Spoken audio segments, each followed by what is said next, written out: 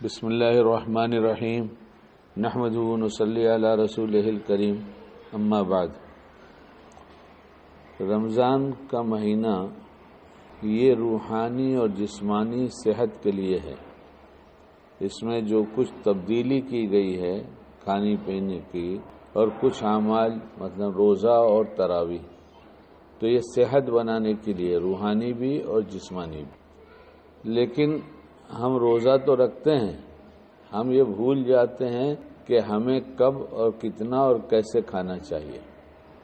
بس ہمیں تو ایک ہی بات کا خیال رہتا ہے، کھانا کھانا کھانا۔ اور کھانا کیوں کہہ رہا ہوں؟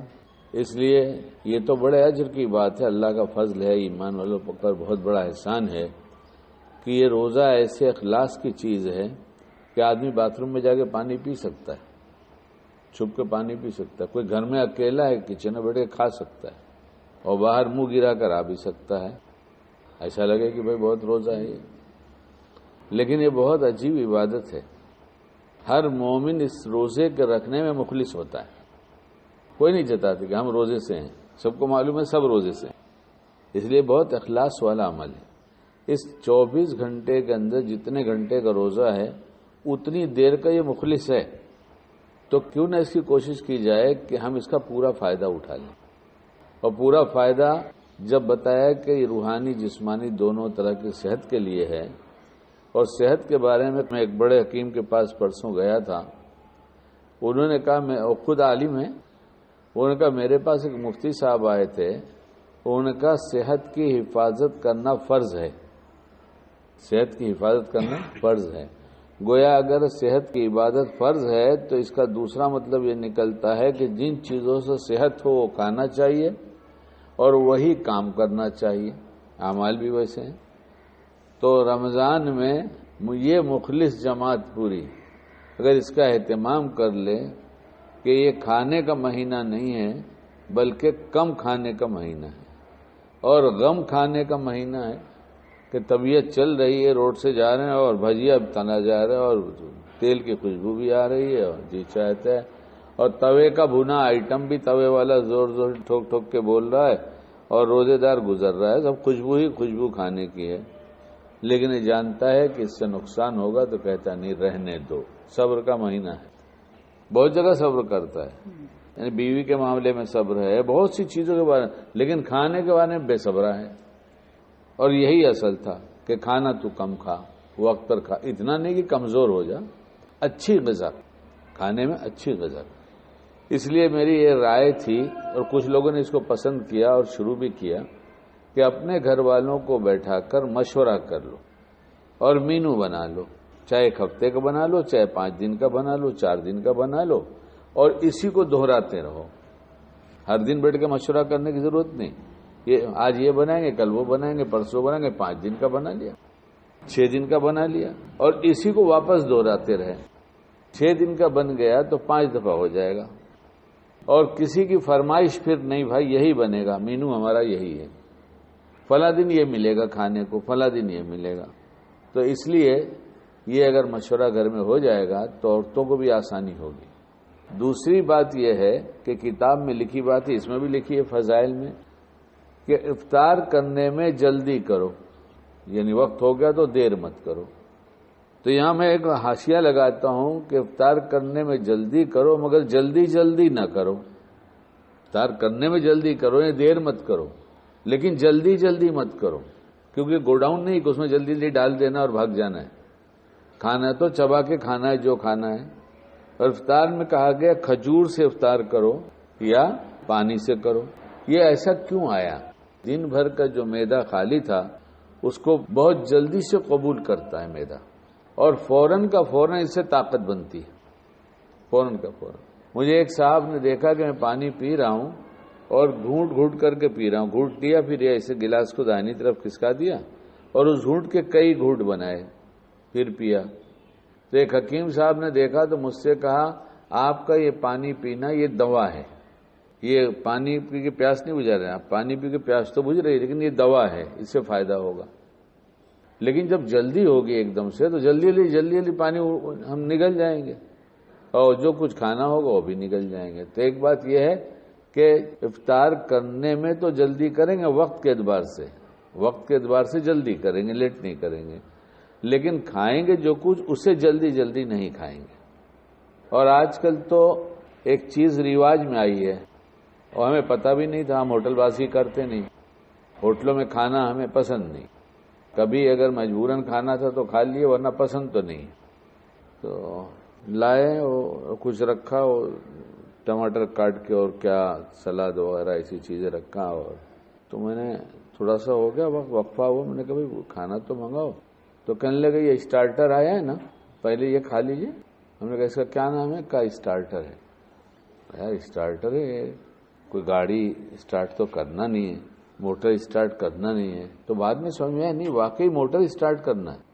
معدے میں پہلے ایسی ہلکی غذا ڈالو تاکہ معدہ جو بہت دیر سے مشین کام کر نہیں رہی تھی اب کام کرنے لگے گی، تو تم جلدی بڑا موٹا کھانا مت ڈالو، ایسا کھانا ڈالو جس کو معدہ دھیرے دھیرے قبول کرنے لگے، پھر اس کے ساتھ دوسرا ڈالو۔ کام کی بات تو ہے مگر نام ذرا اسٹارٹر جو ہے اس میں ٹر لگا ہوا ہے، اس لیے میں کہا اس کو تو سوچنا پڑے گا۔ تو سوچے تو پتہ چلا یہی رمضان میں چاہا جاتا ہے کہ پہلے تم اتنی دیر سے جو معدہ خالی ہے اس کو کھجور اور پانی سے اس کی افطار کر لو، یہ تمہارا اسٹارٹر ہوگا۔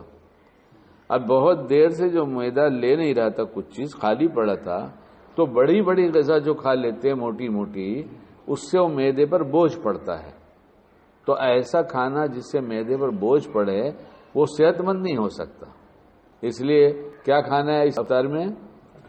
کھجور اور پانی۔ اور کھجور اب تو بہت ملتی ہے، اللہ کا فضل ہے، دنیا چاہے مہنگائی میں ڈوب جائے چاہے جہاں چاہے وہاں ڈوب جائے، مسلمان کا یہ جسمانی کھانا تو بہت ملتا ہے، اور پورے محلے میں جا کے دیکھ لو ایسا لگتا ہے کھانے کا ہی مہینہ آیا ہے۔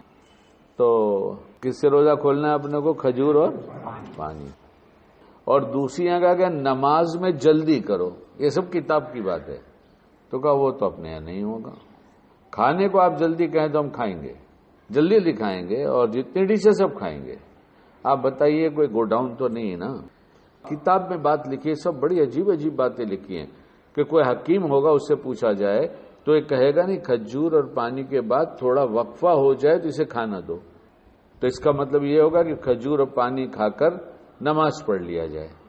اور کل میں اپنے بڑے بیٹے سے کہہ رہا تھا اور بچوں سے کہہ رہا ہوں، بیٹا دیکھو تجربہ یہ کہتا ہے کہ ہم لوگ گھر پہ دسترخوان لگا کر افطاری کرتے ہیں اور غروب سے پہلے دعا کی قبولیت کی گھڑیاں ہیں۔ اب جب دسترخوان میں بیٹھے ہیں تو ایک بچہ کچھ سوال کرتا ہے، ایک بچہ کچھ کرتا ہے، آپس میں ان کی باتیں ہوتی رہتی ہیں، اس میں سے کچھ لیتے ہیں کچھ کھاتے بھی ہیں، کچھ منہ بنا کے بیٹھے بھی رہتے ہیں۔ پھر وہاں دسترخوان میں بیٹھے یاد آتا ہے اور فلاں چیز نہیں ہے، او دیکھو چیز وہ بھی تو لے کر آؤں۔ تو دعا کی قبولیت کی جو گھڑی ہے اگر ہم گھر پہ بیٹھ کے کھاتے ہیں، منع نہیں ہے، سب جائز ہے، تو یہ فائدہ رہ جاتا ہے۔ اور اگر مسجد میں پہلے سے آ کے بیٹھ گئے کہ غروب کی گھڑی ہے، اللہ تعالیٰ کو پیار آتا ہے میرا بندہ صبح سے بھوکا میرے لیے ہے، تو اب اللہ سے آگے باتیں کریں گے، مانگیں گے، تو 10 منٹ 5 منٹ 20 منٹ جس کو جیسے موقع ہو وہ اگر مسجد میں آ کر بیٹھ جائے، کیا بگڑ جائے؟ 1 2 4 کھجور ڈبی میں ڈال لو اور اپنا ایک بوتل میں پانی لے لو، شربت لے لو، کچھ بھی لے لو پینے کی چیز، شربت ہوگا تو اس میں کھجور بھی ڈال لو، نبیز بنا لو، بڑی طاقت کی چیز ہے، بھگا کے بنائی جاتی ہے، اور کھجور کھا لیے پانی پی لیے، جماعت کھڑی ہو گئی۔ اب عورتوں کو بھی کہہ دیا جائے کہ تم بھی اذان ہوتے ہی روزہ کھولو اور ایسے ہی کھا لو، اس کے بعد فوراً نماز سے فارغ ہو جاؤ، پھر ہم نماز پڑھ کے جب آئیں گے تو دسترخوان لگا رہے گا، اوپر سے ڈھک کے رکھ دینا کسی چیز سے یا پلیٹ سے ڈھک دینا، پھر ہم لوگ سب لوگ مل کے ساتھ میں اطمینان سے کھائیں گے۔ کیسے کھائیں گے؟ تاکہ وہ ہمارے لیے صحت کا ذریعہ بن جائے، اور جسم کی حفاظت کرنا، صحت مند رہنا یہ ہمارے لیے فرض ہے، تو گھر والے بھی سکون سے اپنی نماز پڑھ لیں گے۔ اب پھر اطمینان سے دسترخوان پر جو چیزیں تمہارے پاس اللہ نے دیا ہے، جو تمہارے مینو میں شامل تھا، وہ اطمینان سے کھاؤ، اطمینان سے۔ اور یہ جو وقفہ ہو گیا افطار اور اس کا کھجور اور پانی کا، تو اس دوران میں معدہ بالکل تیار ہو جاتا ہے۔ صبح سے کیوں نہیں ہوتا؟ یہ اللہ نے سسٹم بنایا ہے، اس کا سسٹم ہے، جب افطار ہو جائے وقت ہو جائے گا تو یہ سب پروسیس یہ سب چالو ہو جائے گا، جب تک کچھ نہیں معدے، تو اس لیے یہ بات اگر کچھ ٹھیک لگے تو ہم سب طے کر لیں. ہم نے تو کہہ دیا بچے سے کہ بھائی سب بیٹھو اور بیٹھ کے مشورہ کرو. اس مشورے میں گھر کے لوگوں کو شامل کرو. اب وہ جو چھوٹے چھوٹے ہیں ان کو تو چھوڑ ہی دو، لیکن جو سمجھدار بچے ہیں اور اپنے بچوں سے مشورہ کرو. بچے کو لگتا ہے میرے باپ کے نزدیک میری کوئی ویلو ہے.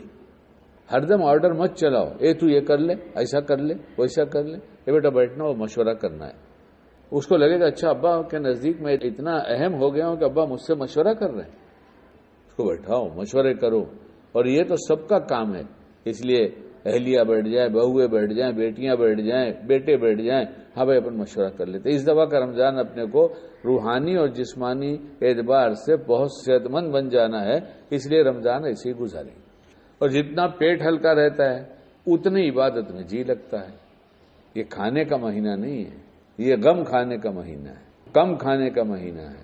روحانی صحت بھی ہوتی ہے، جسمانی صحت بھی ہوتی ہے. کتنے واقعات لکھے ہیں بزرگوں کے کہ صبح میں اتنا سا کھا لیا، سحری میں کھا لیا، افطار تھوڑی سی کر لیا. ہم یہ کہتے نہیں کہ ہم ان کی اس معاملے میں نقل کریں، ہم سے نہیں ہوتا. لیکن جائز چیزوں کو بھی کھا کر اپنی صحت کو باقی رکھنا اور روزے کا پورا فائدہ اٹھانا. اس لیے یہ باتیں کہا. آپ لوگ کی کیا رائے؟ یہ بات کچھ ٹھیک ہے؟ مشورہ کر لیں گے گھر میں. ٹھیک ہے. اللہ ہم سب کو عمل بنائے.